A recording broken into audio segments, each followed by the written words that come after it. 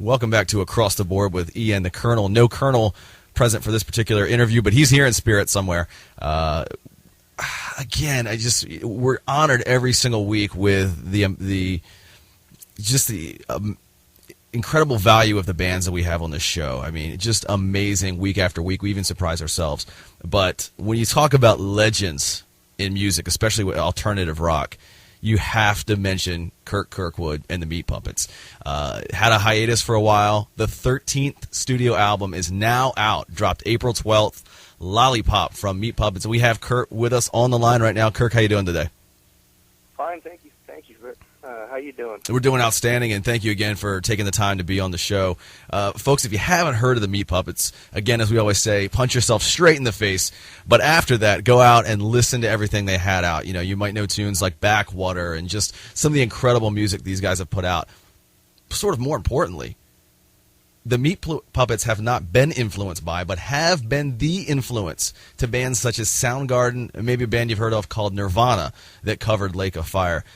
Curt, let's talk first about that. You know, you guys have been around since around 1980. How do you feel about influencing such incredible bands? Oh, it's nice. We get to open shows for them a lot. I'm actually doing a couple Soundgarden dates coming up. Nice. And I did some Nirvana stuff. I just got off a few weeks with Slightly Stupid. Mm-hmm. Yeah. And so there's a lot of different varieties there of bands. We're going over tomorrow to England to play Saturday. We're playing our Up on the Sun album in its entirety for the All Tomorrow Party Festival, curated by Animal Collective, and that's their idea. And half the time, that's how I get turned on to these bands. Like, Soundgarden opened for us a long time ago. We were label mates. Right. And I think a lot of times I think the influence is just one of like the DIY thing, like do what you want sort of thing, not so much stylistically, but they listen to us. But it's because it's just I can't hear it a lot of times. In terms of the music, but that's what I hear. These everybody tells me, oh, we listen to you a lot, and so I got turned on to Animal Collective this way. Yeah, great band. And I got to see Slightly Stupid a bunch the last couple of weeks, which I'd never seen them. And, work with people like Paul Leary and Miguel that worked with those guys, but never, seen them live or met them. And that was a great band. And, I get turned on to a lot of cool stuff. It goes both ways. And you guys actually, if I'm not mistaken, you actually sat in on the famous Nirvana Unplugged concert. You guys were part of the band, right? Yeah, for the songs of ours that they did. They did 3 of our songs, and Chris and I sat in for those. That was, the reason Curt told me that they wanted us to come and help them do it because they couldn't figure out the guitar parts. So Nice. They were going to do them anyway, but we made it easy for them because we already knew them. But now, what goes into your writing process? One of my favorite lyrics in a song of all time is just when we're sheltered under paper, the rockets come at us sideways, which you wrote. What was your thinking? What made you write that lyric? And, because so many days I've just thought that pops in my head. I'm just like, man, I'm so feeling that today or this week or this year, whatever it happens to be. What goes into your writing process? Oh, just little bits that come up. I don't really put a whole lot into it. It has to kind of be something that comes up and sticks in my head. And, I've always liked English lit. That's kind of one of my things. I think it's fun how English is. It's good. It's good for crosswords. I like crosswords, and I like putting stuff together that seems to make sense. And that one, has a fair amount of logic to it. I imagine that's from overall take on the news and the news media and just a general sort of like, oh, this is how it feels every time I turn on the TV and it's not a cartoon. Right. It's like whether it's your IRS or whatever. Paper could be anything. There's no, I'm not subjective that often. I try to avoid it, and Mm-hmm. I'm not objective. I just try to write prose, that stands as poetry that's really based in as much nonsense as I can give it. But I like the syntax to be right. I like the phonics and the syntax and everything to be right, so it seems like you're reading something, and then it's easier to have your own take on it, which ultimately is the goal. I want everybody to have their own take on it, to make it, not to say this is what I'm thinking, but this is what I think, this is what the listener, is getting from this. So I'm not writing, it's not tweets, That's a good point. Yeah, that's really changed the musical landscape with the tweets and everything. Again, I've listened to the entire new album. It came out April 12th. Damn Thing is the single that's running off of it right now, but Lollipop is the album. First off, if you go to your website, meatpuppets.com, you can buy the digital version. You can buy vinyls. You have so many different packages. It's incredible. That include posters, include T-shirts. You kind of have a little bit of everything Meat Puppets on there. What was the thinking behind going even with a vinyl? Oh, I like vinyl. I really love it. Yeah. I always have. So I like the way it sounds better than CDs. So we're putting it in the sun on vinyl again, so you can get that. That's the next thing coming out pretty soon.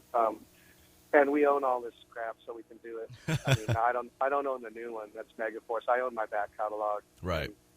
And all that stuff. So there you go. I get to do what I want, and the musical, commerce landscape these days is, such that we can kind of invent our own way and use these other resources and the internet.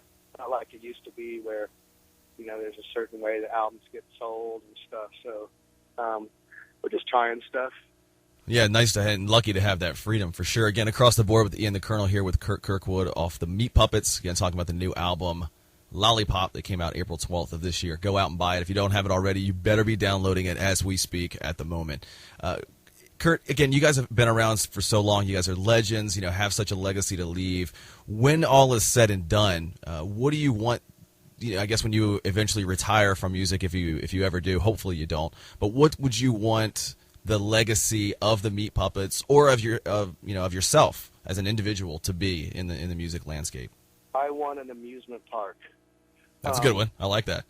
And what would it be called? Oh, I haven't thought that far ahead. I don't just want one. I need an amusement park. Okay. Disneyland is my mecca. Mm-hmm.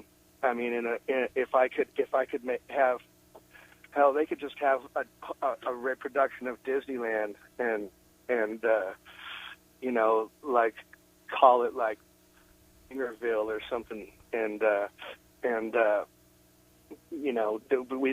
would just be there instead of Mickey Mouse. It wouldn't be me. I'd have a giant me head on, and something like that. That would be substantial, I think, as a legacy. I like that. I mean, what's better than amusement parks? So people have done it. All these country stars get their own amusement parks. That's right. Dollywood. I don't know why rockers don't do it too.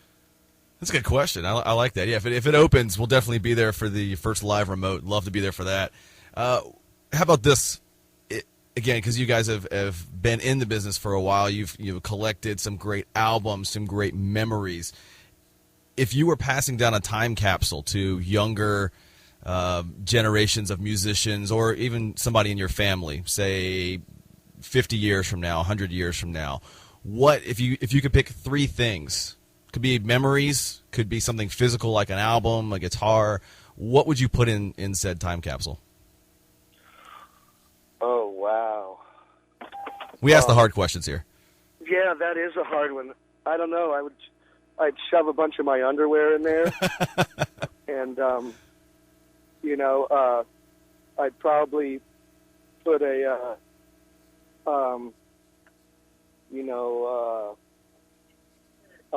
box of Steakums in there. Nice. And then I'd probably maybe a couple of DVDs, probably Pinocchio and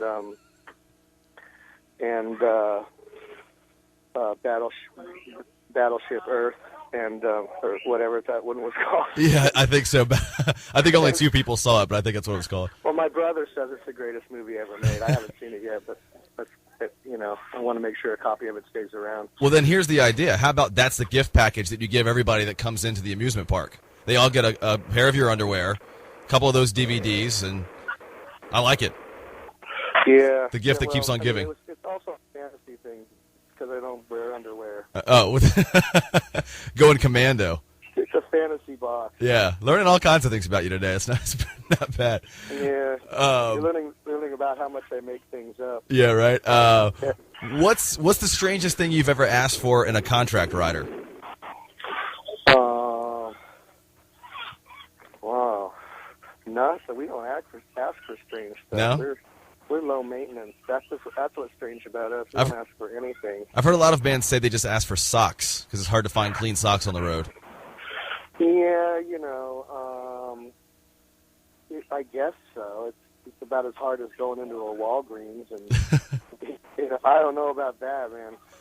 That socks is as easy as buying turkey, if you ask me. Yeah, you need to talk to some of these younger bands then, I guess. We heard that from Senses Fail and Graham Colton. I think that's just some sort of twisted thing where they just like to collect socks. It's a sock fetish, maybe. Across the board with Ian the Colonel here with Curt Kirkwood of the Meat Puppets, again talking about Lollipop, the new album. It's out now. Go out and get it off their website. Why just get the iTunes version when you can get it, the deluxe version with vinyls, T-shirts, posters, and apparently a pair of Kurt's fictional underwear. And are you in a pet store right now? Yeah, I'm buying millets for my birds. Nice. I got birds. I was actually right there. It's incredible. I like parrots. I have a bunch of them. Nice. Can they speak? Do you teach them to sing songs or? Yeah. My cockatiel can do Rose of San Antone. Well, Nice. actually, I have 4. Only one of them speaks. All right. Well, let me hit you with another tough question then. While you're distracted there in the bird store, if you had 5 to 10 minutes left to live, and you knew this, what one song would you want to go out listening to or playing? Can be yours or somebody else's. Probably. I'm gonna say. Wow. It would either have to be "When You Wish Upon a Star" from Pinocchio, or Right. or maybe like "Song Remains the Same." I don't know. That's a good one. Yeah. When You Wish Upon a Star. That's one of the creepiest answers we've heard, but that works. Yeah, well, I could get a lot creepy with this radio. Please do. If you could only play one of your songs for the rest of your career, if they said you can only play one Meat Puppets song the rest of your career, which one would you choose? Oh, I'd play Up on the Sun. Okay. I've been starting that one off, and then I just take it into whatever song. It's become whatever song it wants to be. It nice. Wants to be in about 10 or 15 minutes long these days. So. Creative answer. I like that. How can people keep in touch with everything that you have going on? Obviously, the new album's out. You're going on tour. And again, you're being heard all around the world right now, not just in our local area. So where can people follow you? Facebook, the website, so on and so forth. Yeah, themeatpuppets.com. That's the one. That's our website. Mm-hmm. That's the one I know of. Those people would be better at finding. There's a dozen of those. They'd be better at finding it than I would. I'm not very good at that. I don't even know what's going on there. And then you guys, you're up on Facebook, and I believe you have a Twitter as well, just like everyone else out in the world, right? Oh yeah. There's all kinds of stuff out there. I don't even know. People, it just goes right over my head. Yeah, right. I just say yes to everything. You just play the music and keep it going from there. What can we expect from the new album? Again, I have heard it. We have it here at the radio station, but not every song has been released yet. So what can the fans expect from the new one? They're hearing "Damn Thing" now, but what else is out there? Well, you can get. We have a video for Orange, and you can get on the Rolling Stone site and check that. They post that. Thanks. Yeah. That's a really cool video. It's awesome. It's my favorite video we've ever done. Okay, we'll check that out. Did the people in the pet store know who you are, by the way, or they just think you're some random dude? Oh, I've been coming there for years. So they do know who you are. Okay. They keep trying to get me to get a pet card. Oh, they don't know that I'm in a band. Oh, that's what I meant. No. In a band. One of the greatest rock bands of all time, in a band. Yeah, I like that. Yeah, I just, Austin's a small town. You can for sure run into people. I mean, it's a small town in a way. There's more than 1 million people here, but it's a lot of music people, and you just tend to run into people. And, it's an odd town that way. Mm-hmm. But it's also, it's kind of a typical southern Midwestern town, and it's pretty, you can, find yourself isolated here, which is pretty nice. I would imagine. That's what I do. I mean, most of my roots are in Phoenix. I've lived here for a while. I lived in Venice Beach for a while. Not bad. I moved here from Venice Beach, but Phoenix is still really kind of home to me, and that's where the bulk of my family lives, and my friends and whatnot. So. And you guys, you had a hiatus for a while, but, then you started putting out albums pretty regularly. In fact, actually every 2 years the past few years. Can we expect that sort of pace to keep up every 2 years, or just, whenever you're inspired? Well, it's whenever, the need arises, whether they say, we want to put out an album, say this time, we're on Megaforce, and we had a 2-album deal, and I took last year off, more or less. I mean, we did some one-offs and some small tours, but we did it on purpose just to give ourselves a rest, because we've been touring a lot and felt like, okay, we did what we could, so let's take a little rest. And so that turns out to be a good time to make the album. And, it takes a little while to come up with something the way I do stuff. Generally, I don't really work that hard. I just kind of gather up stuff. I have stuff that's been sitting around, and I can put together an album that way. I can throw down and put together an album real fast if I need to, too. I mean, I have a ton of stuff sitting around. I got like back in the SST days in the 80s when it was, we did an album once in 87. We did Mirage, and we didn't really play it live, so I went in immediately and cut Huevos, and just put it out a few months after we put out Mirage, because it was more fun to play. And SST would do it. I said, we got another album, we'll give it to you. You just have to put it out right away. And so there's just different things there, but generally it's like I like to have it just kind of build up and have it sort of take its form. As you start to put together an album, say, okay, I'm doing this, then you get ideas here and there. And hopefully it's not illegal to drive here in Texas when I'm talking on the telephone. I'll hold you to one more question. Go ahead. That's all right. This John Law was driving past just then, and I'm in mode, so I'm aware of the traffic regulators. Right. Again, you talked about, your first album came out in 82. How has the revolution, I guess, of production technology, how has that changed the way you record and the way the album comes out sounding? I mean, does that affect the way you write music? Saying, now that we have Pro Tools and all of these things, it can be written different ways, or we can, record different ways. How has that affected sort of the outcome of the music?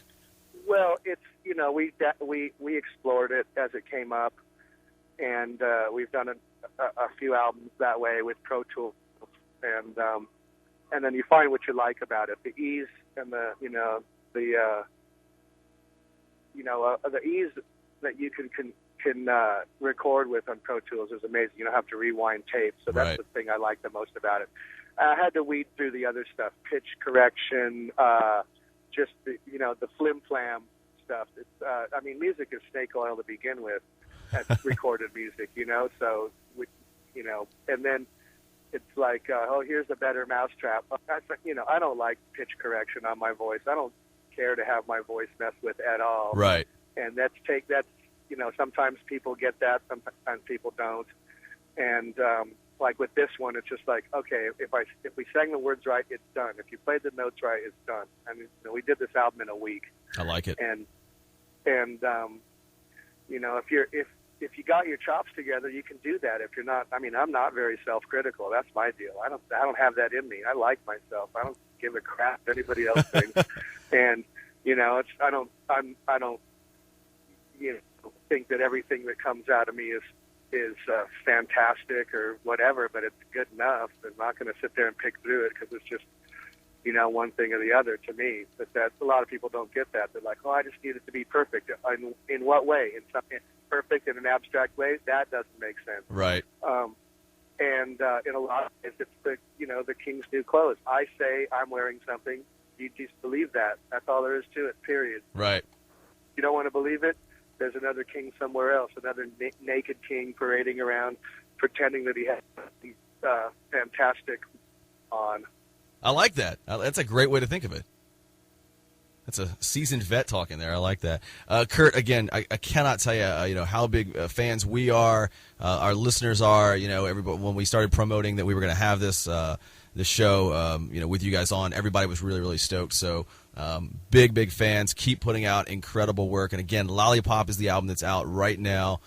Go on the website and buy it. Again, this is the way to do it. You can just get some MP3s, or you can get T-shirts. Like I said, these crazy colored vinyls, like tie-dye looking vinyls, CD digipacks, a little bit of everything here. So go on themeatpuppets.com. Lollipop is out right now. Go on and get it. Curt, any last words you need to put out there to the fans? Oh, well, I think anybody listening to your station has got a good thing there. If you guys get to pick out what you play and all that, that's pretty rare. So we're lucky for sure. Hats off there. We appreciate it. So we've been playing the back catalog, and we'll continue to play the new stuff. Every year that you put out something new, we'll put it on there. So again, this is Across the Board with Ian the Colonel, with Curt Kirkwood from Meat Puppets. Lollipop is out right now. Go get it. We'll be back in just a few minutes.